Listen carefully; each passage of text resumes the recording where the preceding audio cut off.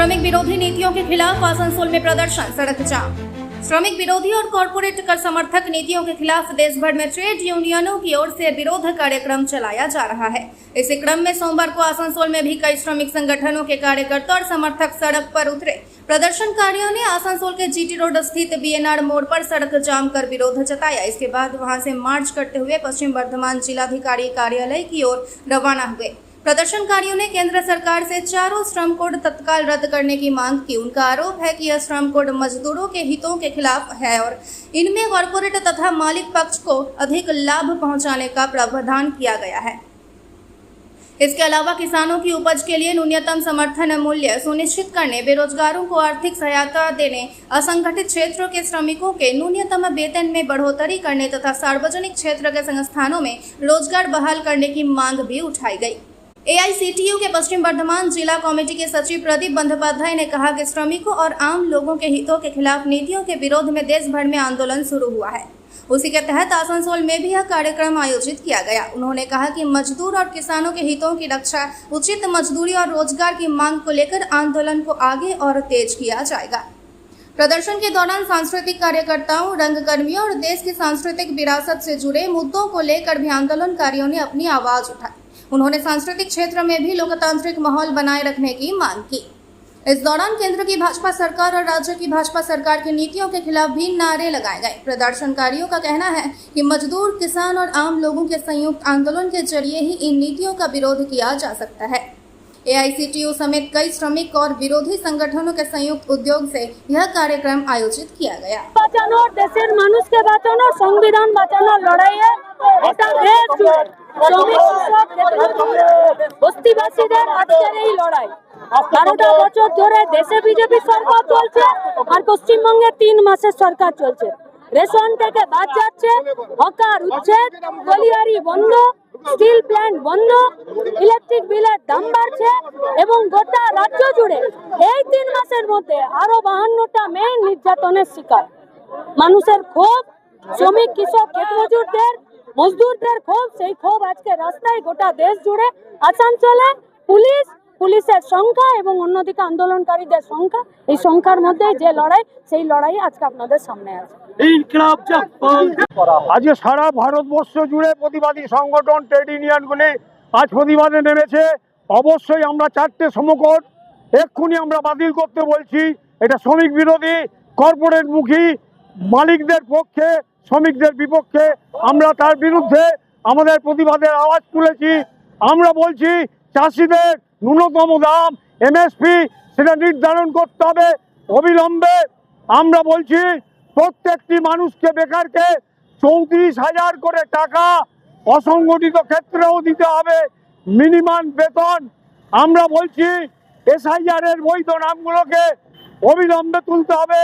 আমরা বলছি হকারি যতজনকে বের করা হয়েছে তাদের পুনর্নিয়োগ, পুনর্বহাল তার দাবি করতে হবে। দিকে দিকে সাংস্কৃতিক কর্মীদের ওপর, নাট্যকর্মীদের ওপর, রবীন্দ্রনাথের ওপর, সুকান্তের ছবির ওপরে জুতো ঝোলানো হচ্ছে, নজরুল, রবীন্দ্রনাথ, রাহুল সংকীর্তন অবমাননা করা হচ্ছে। এই সমস্ত অপসংস্কৃতির বিরুদ্ধে কেন্দ্রের জল্লাদ বিজেপি সরকার এবং পশ্চিমবঙ্গের জল্লাদ বিজেপি সরকার এই ডবল ইঞ্জিন মানুষের বিরুদ্ধে যাচ্ছে। তাই সমবেত মানুষের যৌথ প্রতিরোধে আমরা একে রুখে দেবো। দিকে দিকে আন্দোলন শুরু হয়েছে, আমরা তারই অংশ। এটা আছে এআইসিটিউ, ঠিকা মজদুর এবং আমরা 2-3টি সংগঠন এখানে এক হয়ে এটা করছি। এই আমাদের। আপনার পরিচয়? আমার নাম প্রদীপ বন্দ্যোপাধ্যায়, আমি পশ্চিম বর্ধমান জেলা কমিটির সম্পাদক এআইসিটিউ। আন্দোলন হচ্ছে যে সংযুক্ত ট্রেড ইউনিয়ন সমূহের ডাকে দিল্লিতে যে কনভেনশন হয়েছিল, সেই কনভেনশনের পরিপ্রেক্ষিতে কতগুলো বিশেষ দাবি নিয়ে জেল ভরো আন্দোলন চলছে, কানুনতর জেল ভরো। এবং এই কানুনতর জেল ভরো আন্দোলন যেটা হচ্ছে, তার মধ্যে যেটা হচ্ছে যে কৃষি নীতি, বিজেপি সরকার যে কৃষি নীতি নিয়েছে, সেই কৃষি নীতির ফলে ভারতবর্ষের কৃষকদের জীবন যন্ত্রণা হয়েছে। তাদের যে কুইন্টাল প্রতি ফসলের দাম, সেটা হচ্ছে যে দিনের পর দিন জিনিসপত্রের দাম বাড়ছে, চাষের জিনিসপত্রের দাম বাড়ছে। 3150 টাকা কুইন্টাল হিসাবে আমরা দাবি করেছি এবং সেই সঙ্গে সঙ্গে আদবানি বা পরে হচ্ছে যে বিভিন্ন যে সংগঠনগুলো রয়েছে বড়লোকদের সংগঠন, তাদেরকে দিয়ে ফসল কেনানোর ব্যবস্থা করছে এবং এর ফলে কি হচ্ছে, কৃষকরা ক্ষতিগ্রস্ত হচ্ছে। কৃষকদের স্বার্থে আমরা এই আন্দোলন করছি। আমরা যে ট্রেড ইউনিয়ন আইন যে কেন্দ্রীয় সরকার যে করেছেন, সমস্ত পার্লামেন্টের সদস্যদেরকে সাসপেন্ড করে নিয়ে মোদী সরকার যেটা করেছেন, এবং এর ফলে কল কারখানাগুলো বন্ধ হবে, শ্রমিকদের অধিকার বন্ধ হবে এবং হচ্ছে শ্রমিকদের যে ট্রেড ইউনিয়নের অধিকার দীর্ঘদিন ধরে সেই 1926 সাল থেকে করে আসছে, সেই আন্দোলন চলে যাচ্ছে এবং সেই অধিকার বাতিল হচ্ছে। সেই জন্য আমরা এই যে জেল আইন তোড়ো এবং জেল ভরো আন্দোলন আমরা এটা করেছি।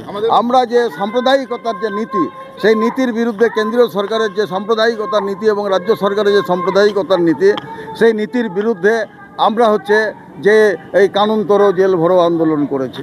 আমরা এই সরকারের আর্থিক নীতি সমস্ত কিছুর বিরুদ্ধে দেখা যাচ্ছে যে সংবিধান হাতে নিয়ে মিছিল হয়েছে। হ্যাঁ, তো ভারতবর্ষের সংবিধানের মধ্যে এমন কিছু বিষয় আছে, আমরা ভারতবর্ষের সংবিধানকে শুধু শ্রদ্ধা করি না, ভারতবর্ষের সংবিধানকে মানি এবং ভারতবর্ষের সংবিধানের মধ্যে এমন কিছু জিনিস আছে যা বিশ্বের সেরা গণতান্ত্রিক দেশে নেই এবং সেই জন্য সেই কথাগুলো directive principles of the state পলিসির মধ্যে দেওয়া আছে। এবং এইটাকে তখন যখন সংবিধান সভা হয় তখন এই বিষয়গুলোকে ঢুকোতে পারেনি, কিন্তু সেগুলোকে এর মধ্যে রেখে দেওয়া আছে। অর্থাৎ ভারতবর্ষের সংবিধানের হচ্ছে একটা ইউনিক ফিচার আছে, ডেমোক্রেটিক ফিচার, যে ডেমোক্রেটিক ফিচারকে আজকে বিজেপি RSS মিলে ধ্বংস করতে চাইছে। সেই জন্য আমরা এটাকে রেখেছি, ঠিক আছে। আসানসোলের তিরঙ্গা যাত্রা 200 ফুট দীর্ঘ জাতীয় পতাকা নিয়ে দেশাত্মবোধের বহিঃপ্রকাশ। রবীন্দ্র ভবন থেকে শুরু হয়ে পোলো গ্রাউন্ডে শেষ হলো শোভাযাত্রা। রাজ্যের অন্যান্য অংশের মতোই সোমবার পশ্চিম বর্ধমান জেলার আসানসোলেও একটি তিরঙ্গা যাত্রা আয়োজন করা হয়। 200 ফুট দীর্ঘ জাতীয় পতাকা নিয়ে রবীন্দ্র ভবনের সামনে থেকে এই শোভাযাত্রাটি শুরু হয়। এই অনুষ্ঠানে প্রশাসনের বেশ কয়েকজন উচ্চ পদস্থ আধিকারিক ও পুলিশ আধিকারিক উপস্থিত ছিলেন। তাদের মধ্যে ছিলেন পশ্চিম বর্ধমানের জেলা শাসক এস পান্নাবাল্লাম, আসানসোল দুর্গাপুর পুলিশ কমিশনারের প্রণব কুমার এবং আসানসোল পৌর নিগমের কমিশনার দিলীপ মিশ্র। 200 ফুট দীর্ঘ ত্রিবর্ণ রঞ্জিত পতাকা বহন করে বিপুল সংখ্যক মানুষ এই শোভাযাত্রায় অংশ নেন। অংশগ্রহণকারীদের মধ্যে ছিল ব্যাপক উদ্দীপনা। পুরো যাত্রা পথ জুড়ে তারা দেশাত্মবোধের স্লোগান দেন এবং জাতীয় পতাকা ওড়ান। রবীন্দ্র ভবন থেকে শুরু হয়ে শোভাযাত্রাটি ভগৎ সিং মোড় হয়ে আসানসোলে পোলো গ্রাউন্ডে পৌঁছায় এবং সেখানে এর সমাপ্তি ঘটে। আয়োজকদের মতে এই ধরনের অনুষ্ঠানের উদ্দেশ্য হলো জনগণের মধ্যে জাতীয় ঐক্য, দেশপ্রেম এবং দেশের প্রতি শ্রদ্ধাবোধকে আরও সুদৃঢ় করা। প্রশাসনিক আধিকারিকদের পাশাপাশি স্থানীয় বাসিন্দারাও এই শোভাযাত্রা অংশগ্রহণ করে। আজকে তিরঙ্গা র্যালি আয়োজন করা হচ্ছে আমাদের রবীন্দ্র ভবন থেকে শুরু করে আমাদের পোলো গ্রাউন্ড অবধি এই তিরঙ্গা র্যালি চলবে। এটা হচ্ছে আমাদের হর ঘর তিরঙ্গা যেটা প্রোগ্রাম আছে, আমাদের সারা দেশ জুড়ে এটা চলছে। এটা আমাদের INCA দপ্তর পশ্চিমবঙ্গ যেটা আমাদের দপ্তরের নির্দেশে এটা আমরা 9 তারিখ থেকে বিভিন্ন কাজকর্মগুলো করছি। এটা হর ঘর তিরঙ্গা প্রোগ্রামকে নিয়ে, যেমন আমরা রঙ্গোলি প্রোগ্রামটা করলাম, তারপরে আমরা এই যে তিরঙ্গা বিতরণ বিভিন্ন বাড়িগুলোকে পাবলিককে তিরঙ্গা বিতরণ করব, এটাও একটা আছে এর মধ্যে। তারই একটা অংশ আজকে তিরঙ্গা র্যালি আমাদের আসানসোল, দুর্গাপুর এবং বিভিন্ন ব্লকে আজকে হচ্ছে। এখানে স্টুডেন্টরা, পাবলিকরা সবাই, আজকে আধিকারিকরা সবাই পার্টিসিপেট করবেন। এটা মূলত আমাদের যেটা 15 আগস্ট ইন্ডিপেন্ডেন্স ডে আসছে ওটাকে নিয়ে এই তিরঙ্গা প্রোগ্রাম। এটা 17 তারিখ অবধি চলবে।